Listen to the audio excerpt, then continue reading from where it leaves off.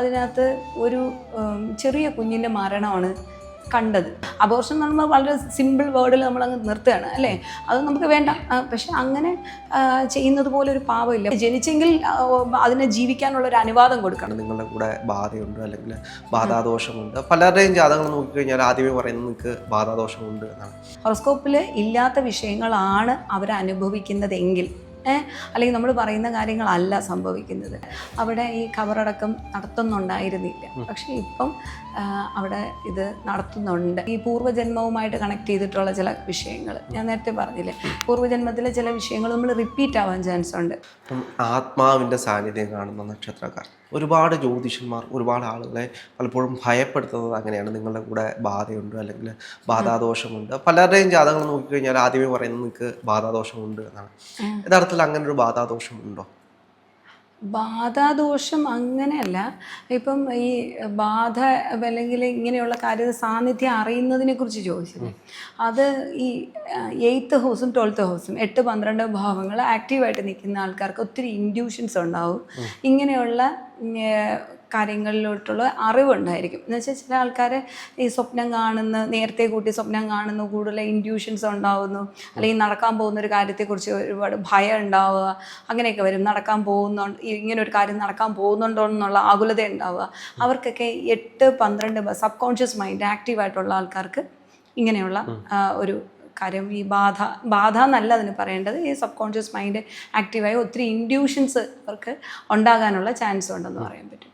പിന്നെ ഈ ബാധാദോഷം എന്ന് പറയുന്നത് അത് തീർത്തും ഇല്ലാത്ത വിഷയമല്ല, പക്ഷെ എല്ലായിടത്തും ഈ ഒരു കാര്യം പ്രയോഗിക്കരുത് എന്ന് മാത്രമേ ഉള്ളൂ. ആവശ്യം ഉള്ളിടത്ത് നമ്മൾ ആവശ്യമുള്ള കാര്യങ്ങൾ ഉപയോഗിച്ചാൽ പോരെ. അപ്പം ഇപ്പം അടുത്ത് വന്ന തന്നെ ഒരു ആളുടെ ഹൊറോസ്കോപ്പിനകത്ത് അവരുടെ ജാതകത്തിലൊന്നും പ്രശ്നമില്ല. അപ്പോൾ നമ്മളെപ്പോഴും ഫസ്റ്റ് ഹൊറോസ്കോപ്പ് അനലൈസ് ആണ് ചെയ്യേണ്ടത്, അല്ലാതെ നേരെ പ്രശ്നത്തിലോട്ട് പോകുന്നത് ഞാനത് അങ്ങനെ ഒരു പ്രാക്ടീസ് അല്ല ചെയ്യുന്നത്.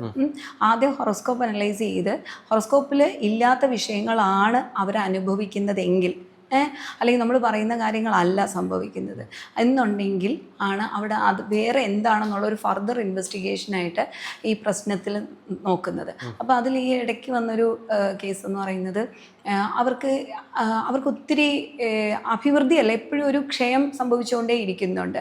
അവർ ഏത് വഴി കൂടെ ഇപ്പം കുട്ടികളായാലും പഠിച്ചിട്ട് ഉയരാൻ നോക്കിക്കഴിഞ്ഞാലും എല്ലാം തരത്തിലും താഴോട്ട് പോയിക്കൊണ്ടിരിക്കുകയാണ്.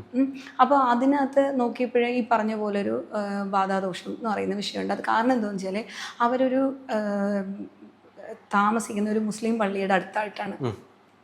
അപ്പോൾ അവർ ആദ്യം താമസിച്ച് തുടങ്ങിയ സമയത്ത് അവിടെ ഈ ഖബറടക്കം നടത്തുന്നുണ്ടായിരുന്നില്ല, പക്ഷേ ഇപ്പം അവിടെ ഇത് നടത്തുന്നുണ്ട്. അപ്പം അങ്ങനെ ഉള്ളത് കൊണ്ട് ഇതൊരു വേറൊരു രീതിയിൽ ചിന്തിക്കുമെന്ന് എനിക്കറിയില്ല. അല്ലെങ്കിൽ ഇങ്ങനെയുള്ള ശ്മശാന ഭൂമിയുടെ അടുത്തായിട്ടൊക്കെ താമസിക്കുന്ന ആൾക്കാർക്ക് ഒക്കെ ഇങ്ങനെയുള്ള ചില ദോഷവിഷയങ്ങൾ, ദുരിത വിഷയങ്ങൾ വരാനുള്ള ചാൻസ് ഉണ്ട് എന്നുള്ള, അതിന് പരിഹാരങ്ങളുണ്ട് ഇല്ല എന്നല്ല, ഉണ്ട്. പക്ഷെ എന്നാലും അതിനകത്ത് അങ്ങനെ ഉണ്ടാവാൻ ചാൻസ് കൂടുതലാണ് എന്ന് പറയാൻ പറ്റും. പിന്നെ ഈ പറഞ്ഞ പോലെ ഈ പൂർവ്വജന്മവുമായിട്ട് കണക്ട് ചെയ്തിട്ടുള്ള ചില വിഷയങ്ങൾ ഞാൻ നേരത്തെ പറഞ്ഞില്ലേ, പൂർവ്വജന്മത്തിലെ ചില വിഷയങ്ങൾ നമ്മൾ റിപ്പീറ്റ് ആവാൻ ചാൻസ് ഉണ്ട്. അതിനെ ബ്രേക്ക് ചെയ്യാൻ നോക്കുമ്പോഴത്തേക്കും നമ്മൾ അത്രയും സ്ട്രഗിൾ ചെയ്തേ ബ്രേക്ക് ചെയ്യാൻ പറ്റാറുള്ളൂ. അങ്ങനെയുള്ള കാര്യങ്ങൾ വരാം. അപ്പോൾ എല്ലാം ഈ ബാധ എന്നൊരു വേർഡ് യൂസ് ചെയ്യുമ്പോൾ അതിന് വേറൊരു തരത്തിൽ ആൾക്കാർ ചിന്തിക്കും. പക്ഷെ അങ്ങനെയല്ല, അതിനകത്ത് പല പല ഡിവിഷനുണ്ട്, അല്ലെങ്കിൽ പല പല കാര്യങ്ങൾ ആംഗിളിലൂടെ നമുക്ക് അതിനെ ചിന്തിക്കാം, പലതായിരിക്കാം റീസൺ എന്ന് നമുക്ക് പറയാൻ പറ്റും. പിന്നെ ഇതിൽ ഈ അബോർഷൻ ചെയ്യുന്നത്, ഇപ്പം നേരത്തെ ഒരു ഇസ്രായേലിൽ നിൽക്കുന്നൊരു പെൺകുട്ടി എനിക്കൊരു കൺസൾട്ടേഷൻ എടുത്തിട്ടുണ്ടായിരുന്നു. അത് അന്ന് അതിൻ്റെ ജാതകവശാൽ നോക്കിയപ്പോഴേക്കും അതിനകത്ത് ഒരു ചെറിയ കുഞ്ഞിൻ്റെ മരണമാണ് കണ്ടത്. അപ്പോൾ അതുകൊണ്ടാണ് അതിന് എന്താ പ്രശ്നം എന്ന് വെച്ചാൽ അതിന് കണ്ണടയ്ക്കാൻ പറ്റില്ല. ഉറങ്ങിക്കഴിഞ്ഞാൽ ഉടനെ തന്നെ ഈ ദുർസ്വപ്നങ്ങൾ കാണുന്നു. അങ്ങനെ ഞാൻ കുറേ ഈ ദുർസ്വപ്നങ്ങൾ കാണാതിരിക്കാനുള്ള മന്ത്രങ്ങളും കാര്യങ്ങളും ഒക്കെ പറഞ്ഞു കൊടുത്തു, തിലഹോമം കഴിപ്പിച്ചു, ഒരു രക്ഷയില്ലാത്ത അവസ്ഥ. അപ്പോൾ അങ്ങനെ വന്നപ്പോൾ അതിൻ്റെ അപ്പോൾ അത് എന്താ റീസൺ എന്നുള്ളത് ഞാൻ ചോദിച്ചു. അന്ന് ഞാൻ ചോദിച്ചു ഇത് അബോർട്ട് ചെയ്തിട്ടുണ്ട് എന്നുള്ള കാര്യമൊന്നും എനിക്കറിയില്ലായിരുന്നു കേട്ടോ. ഞാൻ വിചാരിച്ചു ഇനി ആ വീട്ടിനകത്ത് വേറെ ഇപ്പം അതിൻ്റെ അമ്മയോ അബോർഷൻ നടത്തിയിട്ടുണ്ടോ, അല്ലെങ്കിൽ അതിന് മുന്നേ ഉള്ള ഇത് ജനിക്കുന്നതിന് മുന്നേ ഉള്ള കുട്ടി മരിച്ചിട്ടുണ്ടോ, അങ്ങനെയൊക്കെ ഞാൻ ചോദിച്ചു പോയത്. അതിനകത്തോട്ട് പോയിന്റ് ഔട്ട് ചെയ്യാൻ തന്നെ കുറച്ച് സമയം എടുത്തു എന്നുള്ളതാണ്. അപ്പം അത് പറഞ്ഞെന്ന് വെച്ചാൽ ഇത് ഇസ്രായേൽ പോകാനുള്ള വിസ വന്ന സമയത്ത് ഇത് പ്രഗ്നൻ്റ് ആയിരുന്നു, അങ്ങനെ അബോർട്ട് ചെയ്തിട്ടാണ് പോയത്. ആ കുട്ടിയാണ് അത് ഈ എന്നെ വിളിച്ച് കൺസൾട്ടേഷൻ എടുത്ത ആള് അബോർട്ട് ചെയ്തതിന് ശേഷമാണ് പോയത്. അപ്പോൾ ആ ഒരു പ്രശ്നം, അതുമല്ല അവിടെ വേറൊരു മരണം നടന്നതിൻ്റെതായ ദോഷങ്ങളും നിലനിൽക്കുന്നുണ്ടായിരുന്നു. അതുകൊണ്ടാണ് അതിന് ഉറങ്ങാൻ പറ്റുന്നില്ല, ഇത്രയെങ്കിലും നാളുകൾ അതിന് ഉറങ്ങാൻ പറ്റുന്നില്ലായിരുന്നു. ദുർസ്വപ്നം മാത്രമാണ് അത്. പക്ഷെ അതിൻ്റെ ഓർമ്മയിൽ പോലും ഈ ഒരു അബോർഷനെ കുറിച്ചോ കാര്യങ്ങളെക്കുറിച്ചോ ഒന്നും ഉണ്ടായിരുന്നില്ല. ഈ സ്വപ്നങ്ങൾക്ക് ഇതിനകത്ത് എന്തെങ്കിലും ബന്ധങ്ങളുണ്ടോ? അതാണ് ഞാൻ പറഞ്ഞത്, അതിന് ഈ സബ് കോൺഷ്യസ് മൈൻഡുമായിട്ടൊക്കെ കണക്റ്റഡ് ആണ് ഈ സംഗതി. പിന്നെ സ്വപ്നങ്ങൾ എന്ന് പറയുമ്പോൾ ഈ പറഞ്ഞ പോലെ നമുക്ക് മോക്ഷപ്രാപ്തി കിട്ടാത്തതോ അല്ലെങ്കിൽ ആ ഒരു ജനനത്തിന് നമ്മൾ തടയുകയല്ലേ ചെയ്യുന്നത്. അത് അതിൽ പരം ഒരു പാപമുണ്ടോ നമ്മൾ ചെയ്യാനായിട്ട്? ഇല്ലല്ലോ. അബോർഷൻ എന്ന് പറയുമ്പോൾ വളരെ സിമ്പിൾ വേർഡിൽ നമ്മളങ്ങ് നിർത്തുകയാണ് അല്ലേ, അത് നമുക്ക് വേണ്ട. പക്ഷെ അങ്ങനെ ചെയ്യുന്നത് പോലെ ഒരു പാപമില്ല. അപ്പോൾ അത് അങ്ങനെയൊക്കെ ചെയ്യുന്നത് കൊണ്ട് ദോഷവിഷയങ്ങളുണ്ട്. അബോർഷൻ ചെയ്താലും ദോഷവിഷയമുണ്ട്, തീർച്ചയായും ഉണ്ട്. അല്ലെന്നുണ്ടെങ്കിൽ ഇപ്പോൾ ഇത് ഹൈലി എഡ്യൂക്കേറ്റഡ് ആയിട്ടുള്ളൊരു ഗ്രൂപ്പ് അബോർഷൻ ചെയ്യാൻ വേണ്ടിയിട്ടാണെന്നുണ്ടെങ്കിൽ അതിന് മുമ്പ് അവർക്ക് എന്തെങ്കിലും പ്രിക്കോഷൻസ് എടുക്കാമല്ലോ. അല്ലാതെ എന്തിനാ അവർ ഇങ്ങനെയുള്ളൊരു അരുതാത്ത വിഷയത്തിൽ ഓക്കെ ജനിച്ചെങ്കിൽ അതിനെ ജീവിക്കാനുള്ളൊരു അനുവാദം കൊടുക്കണം അല്ലേ. അത് നമുക്ക് അതൊരു ഈശ്വരന് നിരക്കാത്തൊരു പ്രവൃത്തിയാണ് ഈ അബോർഷൻ എന്ന് പറയുന്ന ഒരു വിഷയം. അപ്പോൾ അങ്ങനെ ചെയ്യുന്നവർക്ക് ദോഷമുണ്ട് അതിനകത്ത്. അങ്ങനെയുള്ളവർ ദോഷങ്ങൾ ധാരാളം അനുഭവിക്കാറുണ്ട്. അപ്പം മാം ഒരുപാട് ആളുകളുടെ ഫലങ്ങൾ നോക്കിയിട്ടുണ്ട്. ഇത് നോക്കുമ്പോൾ നമുക്കറിയാൻ പറ്റും ഇത്തരത്തിലുള്ളൊരു ബാധാദോഷമായിരിക്കും അവിടെ ഉണ്ടാകുന്നത്, അല്ലെങ്കിൽ അതിനെ നമുക്ക് ചിലപ്പോൾ ഒരു ഇൻഡ്യൂഷനിലൂടെ മനസ്സിലാക്കാൻ കഴിയും. അപ്പം അത്തരത്തിൽ ഭയപ്പെടുത്തിയ ഏതെങ്കിലും അനുഭവങ്ങൾ ഉണ്ടായിട്ടുണ്ടോ? ഭയപ്പെടുത്തിയ അനുഭവം ഞാൻ ഈ പറഞ്ഞ കേസ്, ഈ ഇസ്രായേലിൽ നിന്ന് വന്നില്ലേ, അത് ഞാൻ ആദ്യം എന്താണെന്ന് വെച്ചാൽ ഞാനിപ്പോൾ ആരും ഇപ്പോൾ എൻ്റെ അടുത്ത് റെമഡി ദൂരെ നിൽക്കുന്ന ആൾക്കാരാണെങ്കിൽ റെമഡീസ് ചെയ്യാനായിട്ട് അതിൻ്റെ ഒരു മീഡിയേറ്ററായിട്ട് നിൽക്കുമെന്ന് ചോദിച്ചു കഴിഞ്ഞാൽ നിൽക്കാറില്ല കേട്ടോ. കാരണം എന്ന് വെച്ചാൽ ചിലത് നമ്മളെപ്പോഴും ആ പ്രൊട്ടക്ഷനിലായിരിക്കില്ലല്ലോ നിൽക്കുന്നത്. ഇപ്പം ഞാനങ്ങനെ ഒരു 10-60 വയസ്സായ ഒരു സ്ത്രീ ആയിരുന്നെങ്കിൽ ഫുൾ ടൈം ഞാൻ ഈ ഒരു സന്യാസി വേഷത്തിൽ നിൽക്കായിരുന്നു. പക്ഷേ ഞാൻ അങ്ങനെയല്ല, നോർമൽ ലൈഫിൽ പോകുന്ന ഒരാളാണ്. അപ്പോൾ നമുക്ക് എപ്പോഴും ആ ഒരു, അതുമല്ല ഞാനിപ്പോൾ ഒരു യൗവനമായിട്ടുള്ളൊരു കാലഘട്ടത്തിലൂടെ അല്ലേ പോകണം. അപ്പോൾ അതുകൊണ്ടും നമുക്ക് എപ്പോഴും ആ ഒരു പ്രൊട്ടക്ഷനിൽ പോകാൻ സാധ്യമല്ല എന്നുള്ളതാണ്. അപ്പോൾ എനിക്ക് ഈ പെൺകുട്ടിയുടെ കേസിൽ എന്ന് പറഞ്ഞത് എനിക്ക് കുറച്ച് ബുദ്ധിമുട്ട് വന്നിട്ടുണ്ട്. അത് ഹീൽ ചെയ്ത സമയത്ത് എനിക്ക് കുറച്ച് ബുദ്ധിമുട്ട് വന്നു. എന്തൊക്കെയായിരുന്നു? അതായത് അത് പറയുകയാണെങ്കിൽ എനിക്ക് ഒരു സ്ത്രീയാവും പ്രാർത്ഥന ഉണ്ടാവാതിരിക്കുന്ന കുറച്ച് സമയങ്ങളില്ലേ, ആ ടൈമിൽ വന്നപ്പോഴത്തേക്കും എൻ്റെ മദറിന് ഇതേ പ്രോബ്ലംസ് വന്നിട്ട് വയറ് ഭയങ്കരമായിട്ട്, അതായത് ഒരു പൂർണ്ണമായ ഒരു പ്രഗ്നൻ്റ് ആയ ഒരു സ്ത്രീയുടെ വയറെങ്ങനെ വീർത്ത് വരും അതുപോലെ പിന്നെ എൻ്റെ പീരീഡ്സിൻ്റെ ഫസ്റ്റ് ഡേ എൻ്റെ മദറിന് ഇതുപോലെ വയറ് വീർത്ത് വന്നിട്ട് പ്രശ്നമുണ്ടായി. അമ്മ അന്ന് SK ഹോസ്പിറ്റലിലാണ് കൊണ്ടുപോയത്.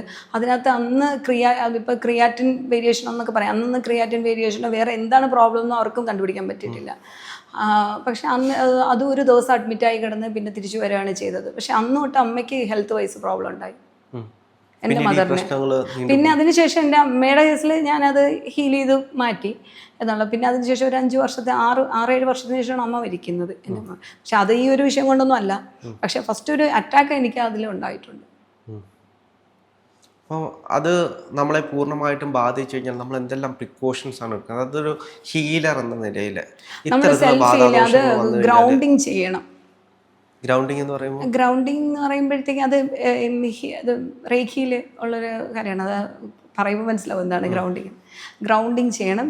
പ്രോപ്പറായിട്ട് എല്ലാ ദിവസവും മെഡിറ്റേഷൻ ചെയ്യണം, ഗ്രൗണ്ടിങ് ചെയ്യണം.